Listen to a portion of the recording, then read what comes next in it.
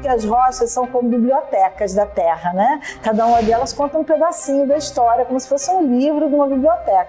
Então a gente, com o olho de geólogo, olha dessa maneira, né? O que ela está falando para a gente ali? Elas nos falam, algumas gritam, outras falam baixinho, então a gente tem que olhar com cuidado por conta disso, né?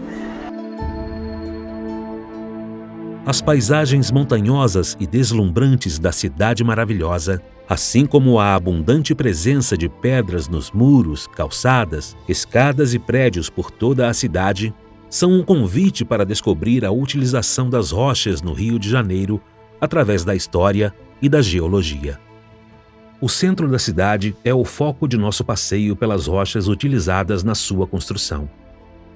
Nessa região, concentram-se edificações históricas que sobreviveram a uma complexa evolução urbana, com radicais alterações no patrimônio natural e construído ao longo do tempo. A cidade, fundada para a defesa do território por sua posição estratégica entre as montanhas e o mar, foi capital da colônia, reino, império e república por cerca de 200 anos, vivenciou parcela importante da história nacional e foi o elo principal com a Europa nesse período. Neste centro histórico, comercial e portuário, construções de diversos períodos dialogam, conferindo-lhe um aspecto peculiar pelo contraste do antigo com o novo. Os três tipos de rocha, geologicamente falando, ígneas, sedimentares e metamórficas. As rochas ígneas são aquelas cristalizadas a partir de uma rocha fundida, que derreteu e cristalizou, que pode cristalizar em profundidade ou na superfície. No caso da superfície, são os vulcões. As rochas sedimentares são aquelas formadas ou por partículas que se unem e que se depositam num determinado lugar, ou então por precipitados químicos, como sais e como carbonatos. E também por conchas e restos de matéria orgânica. Vão se depositando e vão se havendo uma pressão, uma ligeira temperatura, e elas se litificam. A gente fala que transforma de sedimento em rocha sedimentar. E as rochas metamórficas, elas são formadas por altas pressões e temperaturas no interior da Terra, principalmente, e principalmente nesses ambientes de colisão de tectônica de placas, assim como as ígneas. As rochas ígneas e metamórficas são formadas principalmente no limite de placas tectônicas, enquanto que as rochas sedimentares, elas estão associadas ao clima, às modificações na superfície da Terra. Eu nasci na Espanha, fui criada lá, é uma terra de pedra, tem a cultura da pedra. Uma vez li um artigo da professora Kátia Mansur, exatamente, né, que falava sobre o Gneiss Facoidal, e apaixonei, porque a abordagem dela era exatamente o que eu enxergava, que a pedra tem relação com o ser humano, com a cultura, e que é importante estudar ela e acompanhar. Acho que o título era o Gneiss Facoidal, a mais carioca das rochas. A história do facoidal, ela começa em 560 milhões de anos, quando houve uma colisão entre o continente africano e o sul-americano, e se formou essa rocha. E essa rocha, formada em profundidade, depois de muitos movimentos e separação da África com a América do Sul, dos dois continentes, ela aflora no Rio de Janeiro e produz lugares tão lindos e maravilhosos como o Pão de Açúcar e como o Alto do Corcovado, o Arpoador. Então, o Rio de Janeiro, ele deve ao facoidal uma boa parte da sua paisagem, né? Então, desse aspecto, essa rocha tem essa história. Por outro lado, é uma rocha muito dura, por isso mesmo está no alto dos monumentos, mas ao longo do tempo, por existir muito dessa rocha dentro da cidade do Rio de Janeiro e em Niterói, ela passou a ser incorporada à construção da cidade. A urbanização do Rio de Janeiro, ela começa com a Urca, né, na Praia Vermelha, a nossa primeira vila, e as casas são construídas de uma forma muito simples no primeiro momento, né? Então, estuque cobertas com palha, e 2 anos depois, após 1565, a vila é transferida para o Morro do Castelo. E no primeiro momento, também essas casas são construídas em estuque e palha, né? As 2 primeiras grandes construções que requerem a pedra são a primeira grande igreja do Rio de Janeiro, o Colégio dos Jesuítas, e a Fortaleza de São Sebastião. Então, já a partir de 1568, a pedra já começa a ser necessária para essas construções mais estáveis, mais sólidas, de grande porte. A primeira via pública da cidade do Rio de Janeiro foi a Ladeira da Misericórdia. Era a única entrada para a cidade administrativa instalada no Morro do Castelo. Após a demolição do morro, restou ao lado da igreja de Nossa Senhora do Bom Sucesso o trecho inicial dessa rua, com o calçamento original em pedra pé de moleque. Trazendo essa história da independência e do modernismo, que esse ano faz 200 e 100 anos respectivamente, contando essa história da arquitetura, a história da cidade, a história das rochas e também a história da evolução da urbana da cidade do Rio, né? Isso tudo misturado com a cultura carioca, que tem tudo a ver com essa paisagem, com essas rochas. Na primeira fase da instalação da colônia, as rochas locais serviram como infraestrutura para as fortificações defensivas. A partir do século XVII, são construídas edificações religiosas e administrativas monumentais em morros próximos e nas ruas abertas entre eles. Para isso, utilizaram-se as rochas dos próprios locais, como o Morro de Santo Antônio e o Morro da Conceição, e de locais adjacentes, como as Ilhas das Cobras e das Enxadas, o Morro da Viúva e o Morro da Glória. O Morro de São Bento foi um ponto de referência importante no urbanismo da cidade na época colonial. Obras do imponente Mosteiro de São Bento foram iniciadas em 1617, com ampla utilização de gneiss facoidal, leptinito e de uma outra rocha local, o quinzigito. Importantes reformas e ampliações foram realizadas, assim como ocorreu em quase todos os prédios históricos da cidade. A partir de 1568, essa cidade começa a se mudar para a várzea, para essa área mais próxima da praia, e as construções já começam a ser um pouco mais robustas, né? Então, rapidamente, o estuque e a palha passam a ser substituídos por casas de taipa, com paredes como essa. A principal via da cidade nessa época, a Rua Direita, atual Rua 1º de Março, foi criada para ligar o Morro de São Bento ao Morro do Castelo. O primeiro grande ponto de captação de rochas são rochas como essas, que são pedras de lastro, né? Elas eram despejadas dos navios, elas vinham no porão do navio para fazer o lastro e quando chegava aqui, então, eram substituídas pelas mercadorias. Uma segunda forma de conseguir a extração de rocha no Rio de Janeiro era a partir da concessão das autoridades. Então, nesse prédio, o Convento do Carmo, essas rochas vão ser trazidas da Ilha das Enxadas.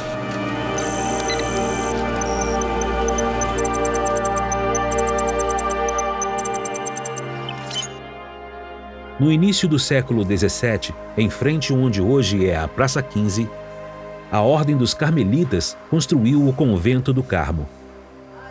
Uma construção colonial típica, onde foram usados os gneisses leptinito e facoidal do Rio para a estrutura, e especialmente pedras de lastro na alvenaria. Quase 2 séculos depois, em 1808, o convento foi confiscado pela realeza portuguesa e tornou-se a residência da rainha Dona Maria I de Portugal.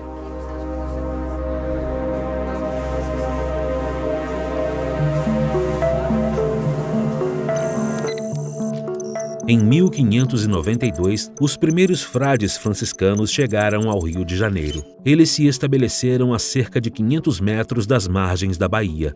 Começaram a construir o convento no início do século XVII, usando vários tipos de rochas do próprio morro. O leptinito fica exibido em toda a sua fachada.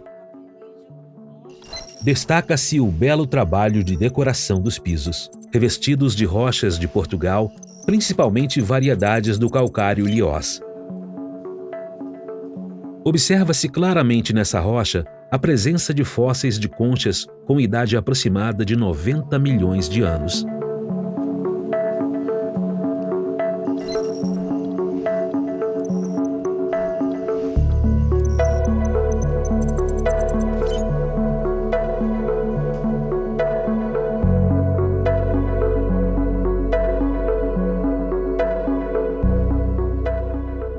franciscanos tiveram um papel importante na política brasileira.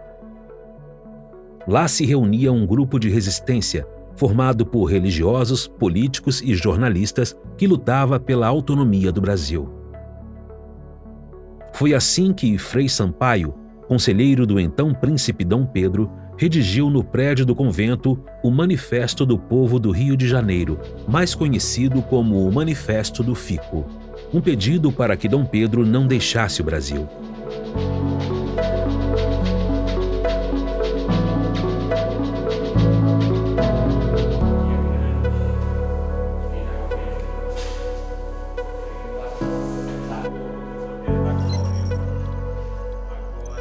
O convento foi ampliado em meados do século XVII e repetidamente remodelado ao longo dos séculos.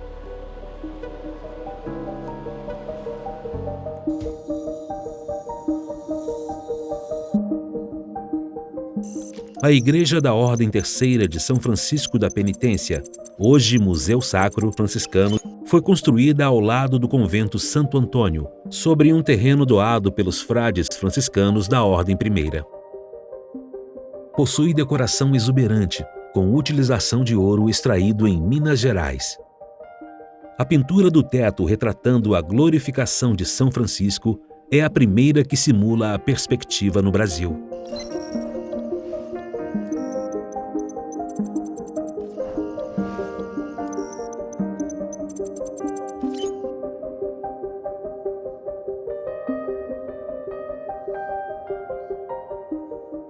A exuberância da decoração se estende ao uso das rochas, conjugando formas e cores no piso e nos mosaicos das escadas do altar-mor.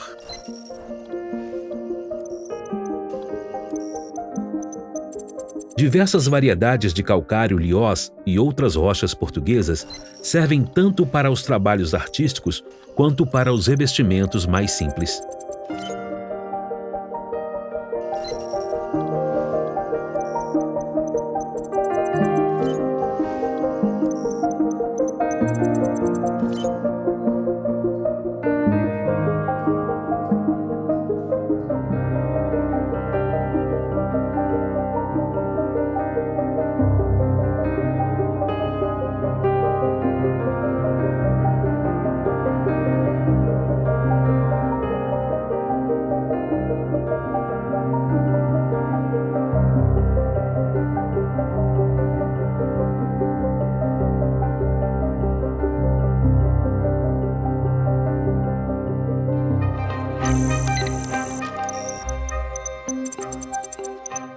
Na atual Praça 15, inaugurou-se em 1743 a Casa dos Governadores, no mesmo local onde antes havia a Casa da Moeda, da qual hoje restam apenas as estruturas dos fornos de fundição do ouro e os armazéns del Rey.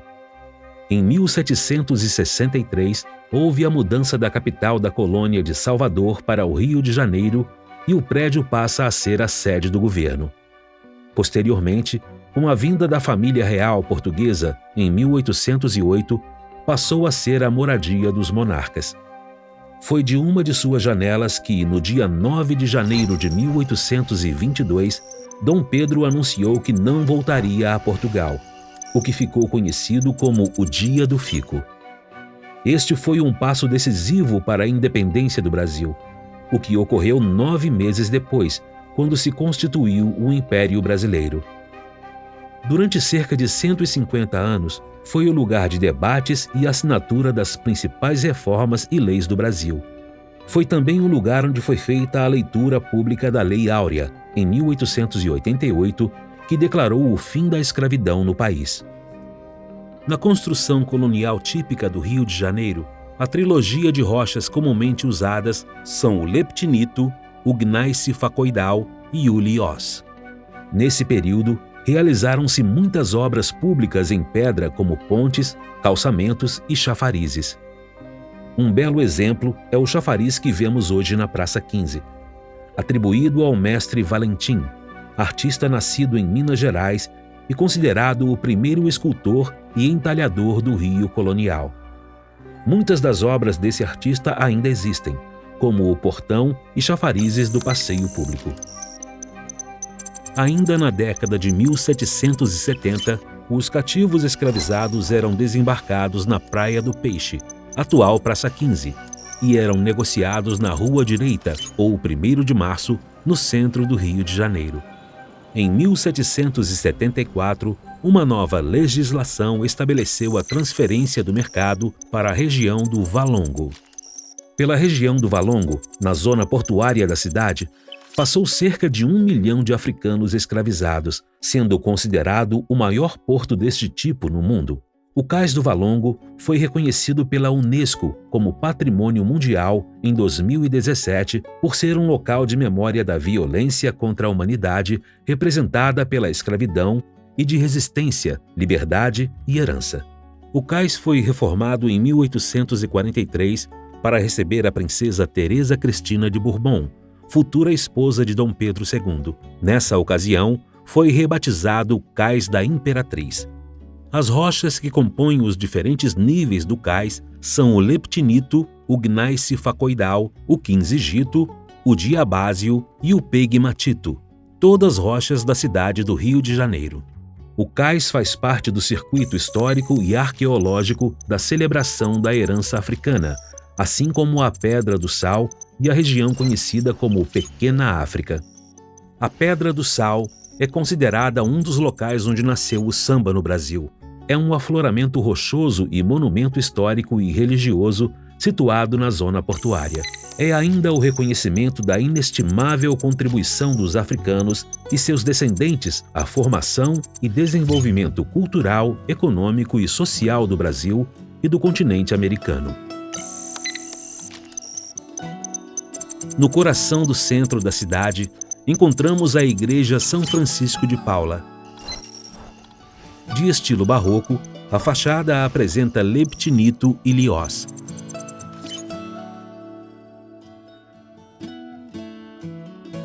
E no interior, observa-se o liós, o calcário de Men Martins e mármore de Carrara.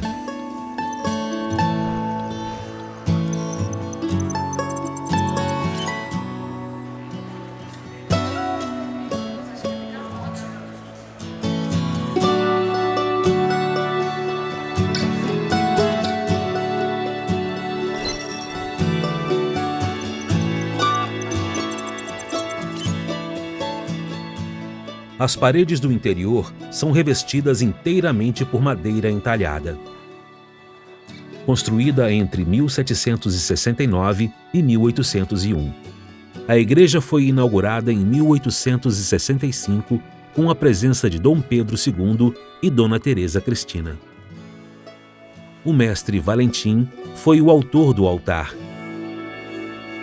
Em frente à igreja encontra-se, sobre uma base de gneiss facoidal e calcário do Jura, o monumento a José Bonifácio de Andrada e Silva, o patriarca da independência e um dos maiores mineralogistas brasileiros. Essa praça foi palco de muitas festas cívicas e discussões patrióticas, como a independência e as manifestações pela abdicação do trono por Dom Pedro I em favor do seu filho.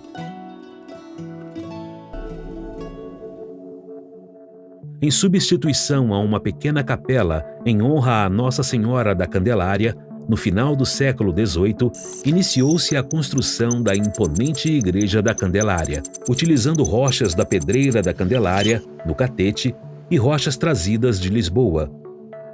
Um grande número de rochas brasileiras e importadas foram utilizadas na decoração da Candelária, destacando-se no exterior a clássica associação de gneiss facoidal, leptinito e liós.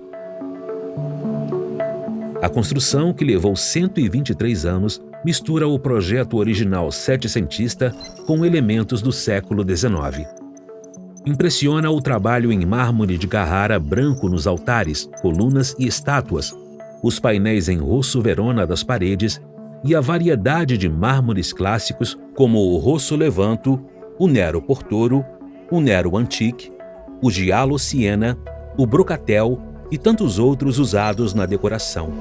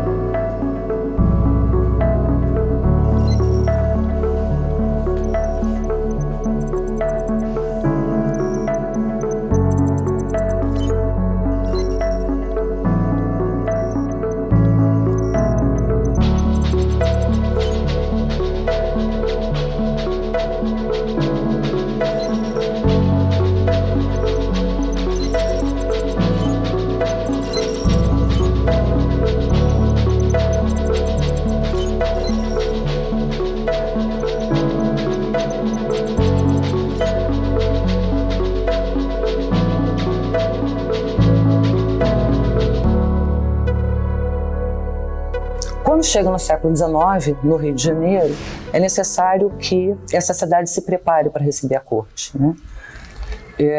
E a demanda sobre a rocha vai explodir, né? Ela vai sempre crescer, porque é necessário ter espaços apropriados para receber essa nobreza, e essa cidade, em hipótese alguma, tem condição de receber esses nobres. Em 1822, com a independência, as pedras brasileiras elas vão receber um status suplementar. A rocha no Rio de Janeiro vai sofrer uma demanda grande sobre a sua utilização. No século XIX, houve a abertura dos portos ao comércio internacional, o estabelecimento de missões científicas e artísticas e a instalação de instituições de ensino como a Real Academia Militar, a Academia de Belas Artes e o Liceu das Artes e Ofícios. A partir daí, as rochas locais passaram a ser largamente utilizadas nas fachadas e escadarias monumentais, além de chafarizes e monumentos. Rochas importadas eram utilizadas nos revestimentos internos. Em 1820, inaugurou-se a Casa França-Brasil, encomendada por Dom João VI a Grandjean de Montigny, arquiteto da missão francesa, visando a instalação da primeira praça do comércio da cidade do Rio de Janeiro. Em estilo neoclássico, na fachada foi utilizado o leptinito do Rio e o arenito Itararé de São Paulo.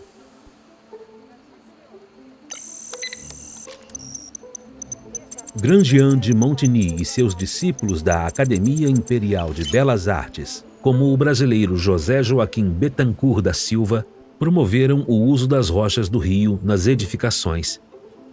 Dois belos exemplos da arquitetura dessa época são a fachada neoclássica da Santa Casa da Misericórdia e do Arquivo Nacional.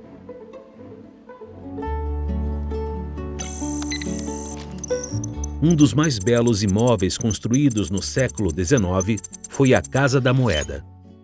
De estilo neoclássico, com fachada em gneiss facoidal, leões de mármore de Carrara e decoração interior em Lioz, o prédio é ocupado hoje pelo Arquivo Nacional.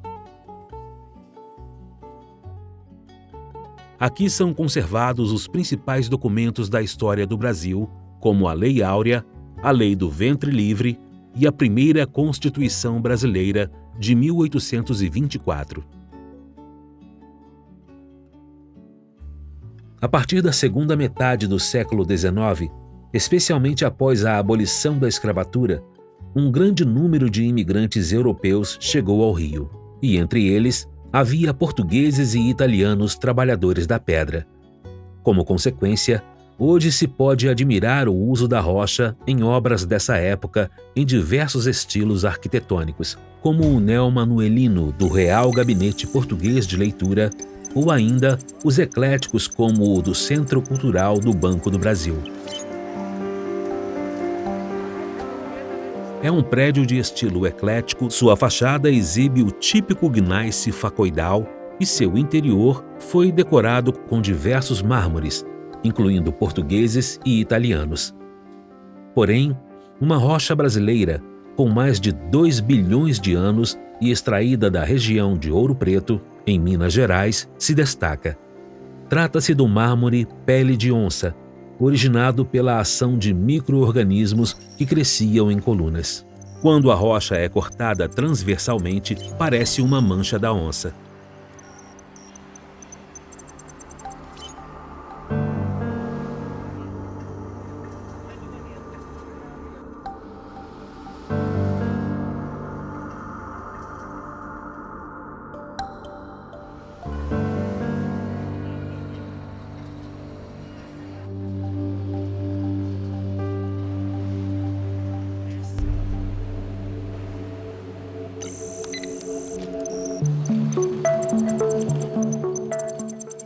No final do século XIX, um grupo de portugueses decidiu criar um espaço de leitura onde pudessem manter e preservar a sua cultura. No interior, destacam-se os belos pisos de mármore e as estantes preenchidas com livros raros. O próprio imperador Dom Pedro II lançou a pedra fundamental do novo edifício a ser construído em estilo neomanuelino.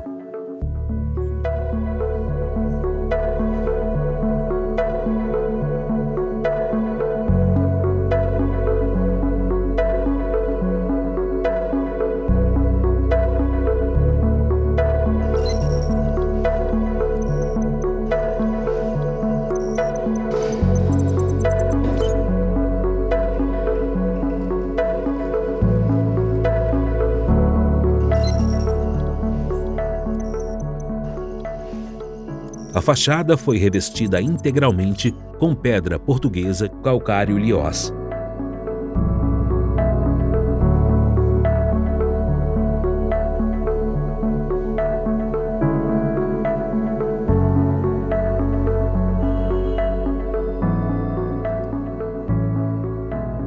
Na Rua da Conceição, no antigo caminho entre a pedreira do mesmo nome e o Largo de São Francisco, foi construído o prédio da Associação Portuguesa de Beneficência Memória a Luís de Camões, também em estilo neomanuelino, mas com a fachada revestida de gneiss facoidal. O prédio hoje é ocupado por um estabelecimento comercial. Essa demanda sobre a rocha, ela vai sempre progredir. Daí que o centro do Rio, né, vai ser pontilhado desses espaços de captação. Não vai existir um arrasamento completo dos morros para a extração dessas rochas. Então, o relevo desses morros vai sofrer como fossem grandes mordidas. Então, você tem espaços circulares, né, que é de onde essas pedras eram retiradas, e o mais desse relevo ele vai se manter. Já no século XX, após a proclamação da República, já como capital federal, o Rio de Janeiro passa por grandes reformas, como as do prefeito Pereira Passos, que se inspirou em Paris. Casas e morros são demolidos para a construção de uma das principais avenidas da cidade, a Avenida Central, hoje Rio Branco. Substituem-se os pavimentos tipo pé de moleque pelas calçadas com desenhos de pedra portuguesa, executados por calceteiros que vieram de Portugal. O material utilizado foi calcário e basalto de Portugal. Esse tipo de calçamento espalhou-se rapidamente pela cidade e pelo país, sendo hoje executado com material nacional. O leptinito, o gneiss facoidal e mármores importados se destacam nas fachadas e interiores, como nos prédios do Teatro Municipal, Museu Nacional de Belas Artes e Biblioteca Nacional.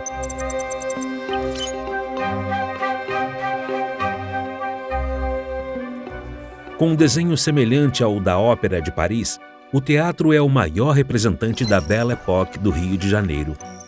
Para sua construção, foram importadas mais de 1.500 toneladas de mármores da Itália, Bélgica e França. Mármores de Carrara, Rosso e Giallo Verona, Cipollino, Rosso Francia e vários outros ornamentam o interior e o exterior. O ônix da escada é originário da Argélia. Todas as rochas dessa magnífica decoração foram trabalhadas pelos principais artistas da época.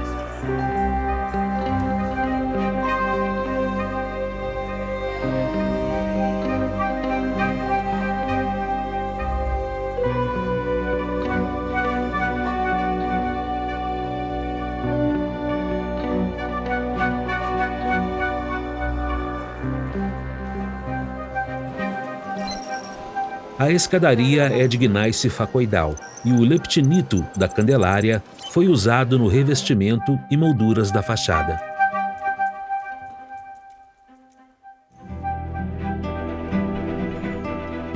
A monumentalidade do início do século XX também chegou ao bairro da Urca, onde se encontra o prédio em estilo neoclássico do Museu de Ciências da Terra. Totalmente revestido em gneiss facoidal, foi construído para exibir ao mundo a modernidade e esplendor da capital da República. O Palácio da Geologia, como também é conhecido, foi erguido para sediar o Palácio dos Estados, principal pavilhão da Exposição Nacional de 1908. criada para a celebração do centenário da abertura dos portos às nações amigas de Portugal. Próximo do Pão de Açúcar, o prédio se destaca pelo maravilhoso entalhe das rochas em sua fachada, onde o gneiss facoidal foi esculpido com delicados detalhes como se fosse um mármore. Na arquitetura, diversos estilos se misturam, desde o neoclássico ao eclético, e surge um movimento neocolonial, considerado o autêntico estilo brasileiro que retoma materiais e formas construtivas do barroco português. O Museu Histórico Nacional é um exemplo deste estilo neocolonial, construído sobre o antigo arsenal de guerra e que conserva, entre seu rico acervo, algumas estruturas e inúmeros objetos de diversos períodos históricos em pedra, como o Portão da Minerva, em gneiss facoidal, e fragmentos arquitetônicos, como placas, brasões e lápides recuperadas da demolição do Morro do Castelo e também de outros lugares do país. Foi um dos edifícios da Exposição Nacional de 1922, construídos para a comemoração do centenário da Independência. Entretanto, o concreto invade as construções, tanto monumentais quanto as comerciais e residenciais verticalizadas. A pedra passa a ser usada como elemento decorativo, principalmente como revestimentos luxuosos, representativos do estilo Art Deco, que tem como uma de suas características o uso de revestimentos nas fachadas em granitos e mármores, e no interior com mármores e alabastros em esculturas, pisos e mobiliário. Muitos materiais exóticos e coloridos são importados, como o larviquito da Noruega, mármores brechados e serpentinitos.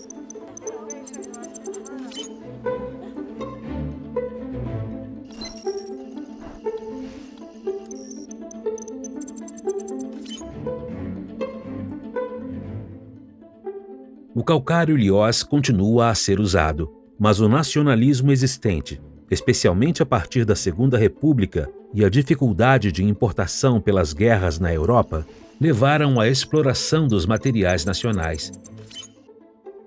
Minas Gerais, Rio de Janeiro, São Paulo e Santa Catarina são os principais estados produtores na primeira metade do século XX.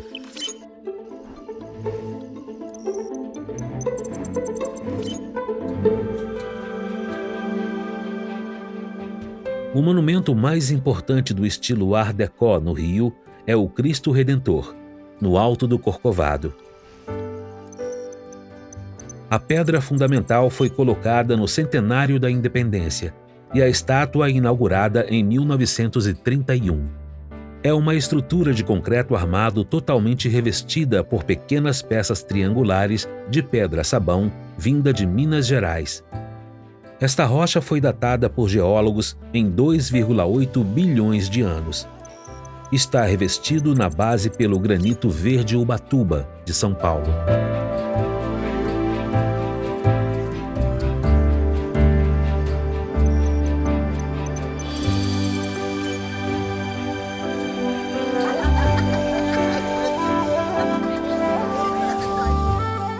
Em 1922, um século após a independência do Brasil, foi realizada a Semana de Arte Moderna em São Paulo. Como decorrência das discussões, conferências, apresentações artísticas e exposições de arte, surgiu o movimento modernista, que veio também revolucionar a arquitetura brasileira. O Palácio Gustavo Capanema é um marco na arquitetura nacional e foi o primeiro prédio público modernista das Américas. Foi construído entre 1937 e 1943 por uma equipe liderada por Lúcio Costa, para abrigar o Ministério da Educação e Saúde.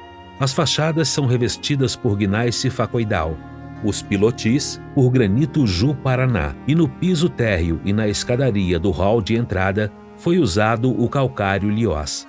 As esculturas dos jardins que representam o povo brasileiro são de granitos nacionais. A escultura Mulher é de granito rosa Itupeva, de São Paulo, e o monumento Juventude, de granito cinza Andorinha, do Rio de Janeiro.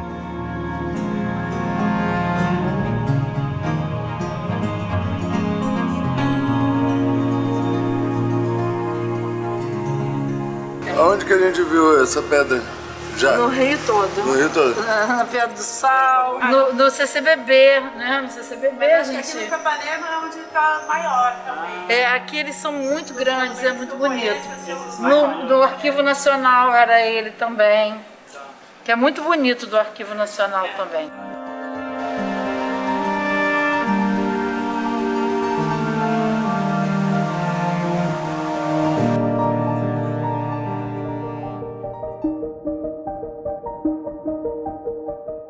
As rochas brasileiras também são protagonistas em outros ministérios construídos nessa época na esplanada do castelo, embora com estilos arquitetônicos diversos.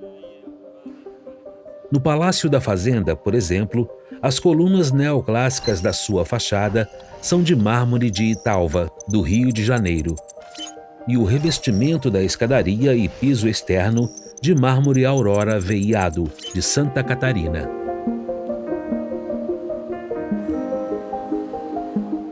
Na fachada e nas paredes e pisos internos, destaca-se um mármore de pele de onça e suas variedades, conhecidas como Aurora Pérola e Aurora Prata, assim como vários outros mármores nacionais, e ainda há calcário Liós e mármore de Carrara no Salão Nobre.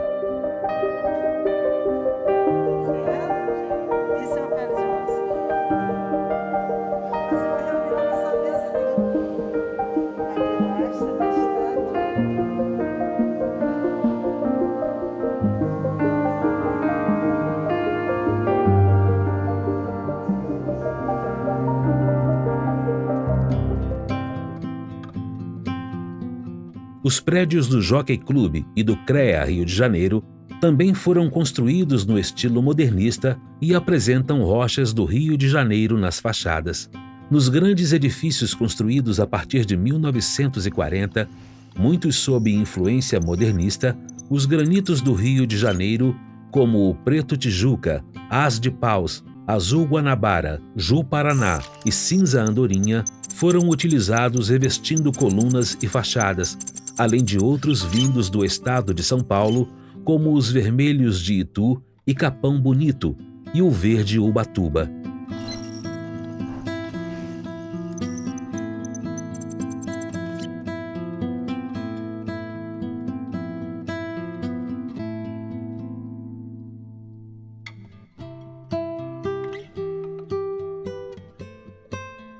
Desta mesma época, destaca-se o uso de alguns importados utilizados nos revestimentos externos, como o italiano travertino romano. Também os mármores nacionais, principalmente o branco de Italva, do estado do Rio de Janeiro, e os mineiros como variedades do pele de onça, vermelhos do Gandarela e o de Sete Lagoas, de diversas cores, podem ser vistos. A partir dos anos de 1970, a produção de rochas se consolida em outros estados, enquanto que no Rio começa a declinar por restrições ambientais e urbanas, até o completo fechamento das pedreiras da cidade no final do século XX. Assim, nesse final de século, os principais materiais de revestimento são rochas da Bahia, como o granito azul Bahia e o mármore bege Bahia, os granitos de Minas Gerais e mármores do Espírito Santo.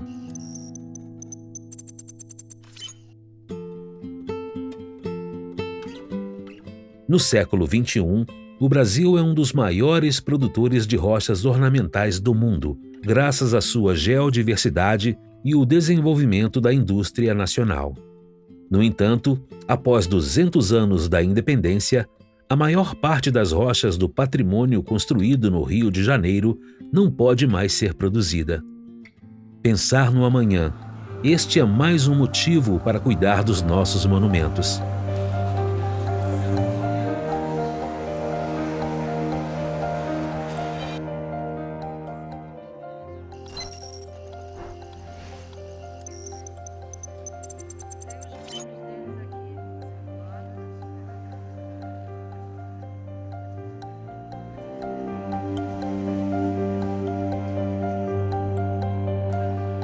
A visita ao Museu do Amanhã nos instiga a pensar sobre a sustentabilidade em nossa sociedade consumista E como será possível um amanhã no planeta Terra?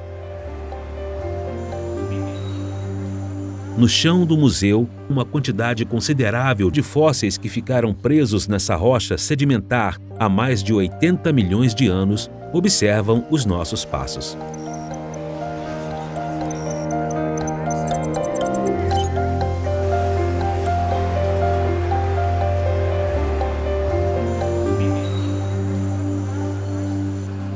A gente tem um ambiente que é muito difícil, a gente tem um ambiente que tem muitos carros que geram massa e poluentes que atacam as rochas, o sal do mar, as gotículas de água salgada atacam muitíssimo, a própria água subterrânea com sal também ataca a fundação dos prédios. Então, por isso mesmo, embora seja muito forte as rochas, tanto são fortes que elas estão aí registrando esses anos todos de história da cidade. A rocha está na natureza, tranquila, ninguém está atrapalhando. Ela começa a se degradar a partir do momento que a gente mexe com ela, especialmente a rocha que vai ser usada em edificação. Ela vai ser cortada, quebrada, isso vai trazendo algumas modificações na rocha. Aí ela é colocada, colocada com argamassa, exposta, se ficar ao tempo, ela é exposta à chuva, à poluição e às ações antrópicas. Tudo isso leva à degradação. Ela pode sobreviver e ficar bem por algum tempo, mas ao longo do tempo ela vai se modificando e podendo até se deteriorar totalmente, se quebrar. Lascamento você vai ver em quase todos os monumentos do Rio. Perdas de material também, faltam pedaços em alguns lugares, desagregação. E formação de gesso. Às vezes temos uma crosta escura, que a gente determinou em muitas análises, na maioria dos casos é gesso que é branco em teoria o gesso, com poluentes atmosféricos, e fica uma crosta escura, que deteriora muito a pedra. Os monumentos merecem que tenha uma manutenção muito mais continuada e ações de conservação muito mais intensas do que se faz atualmente, infelizmente. Boa parte dos prédios tombados precisam muito de obras, de restauração. Não adianta somente fazer as obras. A cada 3 ou 4 décadas, grandes obras, é necessário também fazer ações contínuas de conservação e manutenção. Normalmente as pessoas acham que pedra é tudo igual. Infelizmente, ele não é muito bem cuidado. Se a gente fazer um passeio pelo Centro Velho, a gente vai ver que a pedra poderia estar mais bem conservada. Olha, a gente vê que existe um problema aí primeiro financeiro, para poder cuidar desse patrimônio, e existe também, muitas vezes a prefeitura vai, limpa o monumento e no dia seguinte está pichado. Se ele soubesse o que está ali, saber que existem diferentes tipos de rocha, de várias cores, de várias estruturas, de várias idades, e perceber que existem as rochas nativas que a gente fala, e mesmo pedras de outros lugares do Brasil, ou até pedras internacionais. Talvez com essas informações ele acharia mais interessante cuidar melhor desse patrimônio. Quando nós chegamos numa edificação e começamos a observar com muito cuidado, você já percebe uma linguagem de padrões, de deterioração e de alteração, que você pode até reconhecer em outros lugares, que indicam então os processos pelos quais elas estão passando, justamente porque são materiais que não são inertes, se alteram ao longo do tempo.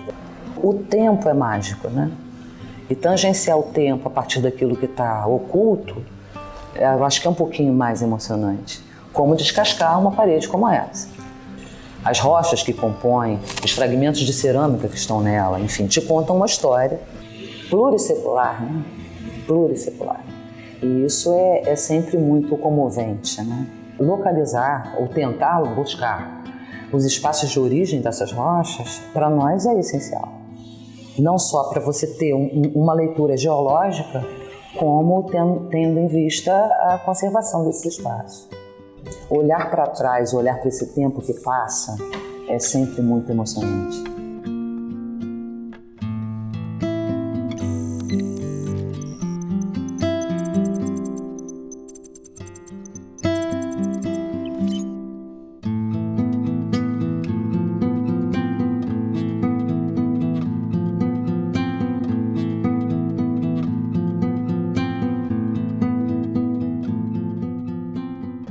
muitas vezes a gente não sabe da onde foi extraída a rocha que hoje se encontra no patrimônio. Uma vez determinado este local, nós estamos contribuindo para a conservação, restauração dos monumentos e também encontrar, no caso da rocha que já não existe mais extração, encontrar produtos similares que possam estar colaborando na conservação. É difícil não olhar mais para as pedras, elas me atraem muito, especialmente olhar a conservação, primeiramente o aspecto da rocha, se ela é bonita, se ela é agradável, e depois fala, olha, ela está bem cuidada, ou então ela está tudo acabado aqui, ninguém está cuidando. Olhando para uma rocha, você pode notar que ela está calma e tranquila ali, bem cuidada, e às vezes não, né? Ela está realmente deteriorada, mal cuidada e precisando de socorro, gritando por socorro.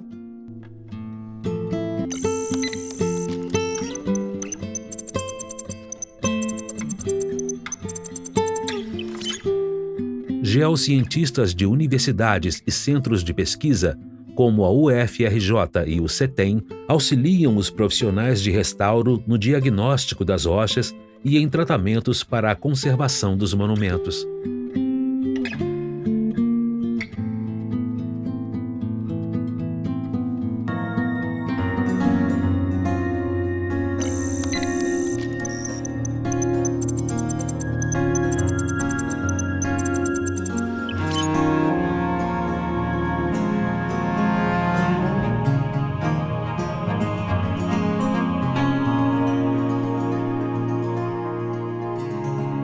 A ciência busca compreender os processos de alteração das rochas para tomar as melhores decisões quanto à restauração dos prédios para manter preservados a história e o patrimônio do Brasil.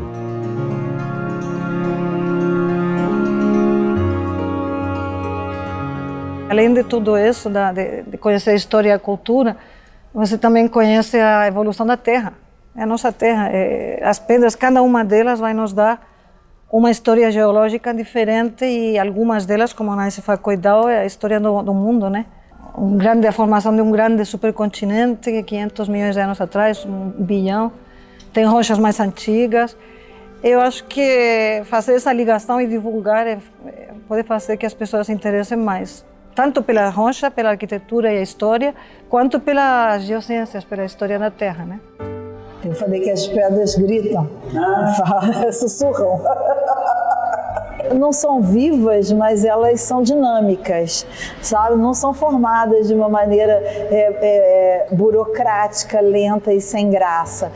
Tem fenômenos muito poderosos de colisões, de quebras, de vulcanismo, de terremotos. E tem aqueles momentos de calmaria, que deposita um grãozinho devagarzinho depois do outro, numa caverna, que o material vai pingando na água. Então, os materiais, a forma de geração das rochas pode ser extremamente violenta, mas pode ser muito calma, algumas muito lentas, outras muito rápidas. Por exemplo, tem rochas que se formam com a queda de um raio, ou então com a queda de um meteorito, e é instantâneo, e outras que levam milhões de anos para se formar. Então, cada uma conta uma história e tem uma viagem entre o início de sua formação, e elas se reciclam, elas voltam na forma de reciclagem. A Terra é muito perfeita nesse ponto, ela busca o equilíbrio o tempo todo. A rocha que mergulha por debaixo de uma placa que mergulha por debaixo da outra,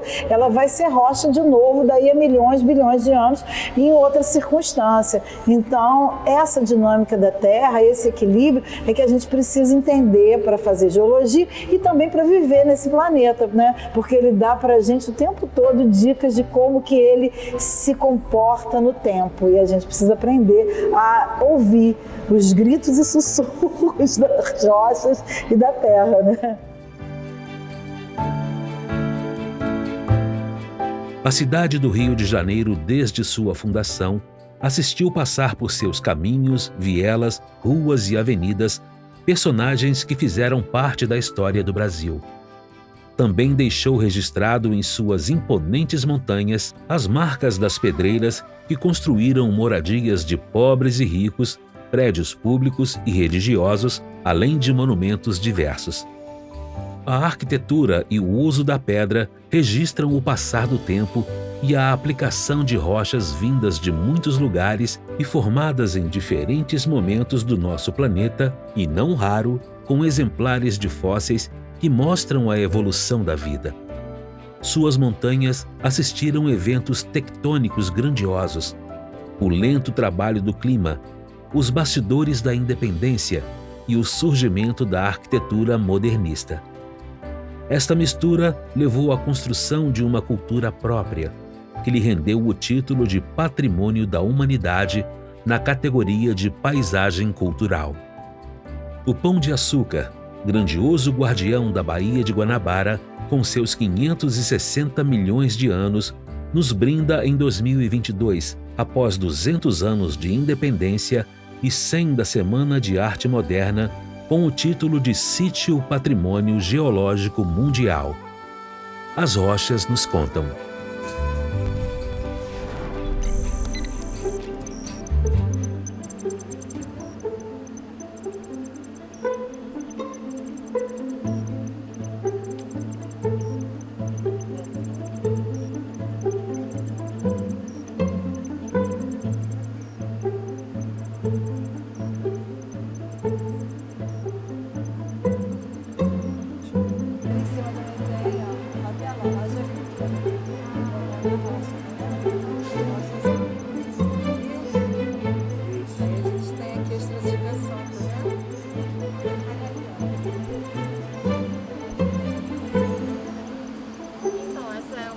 Comercialmente aqui a gente pode ver são as biotitas, nós temos outro bloco.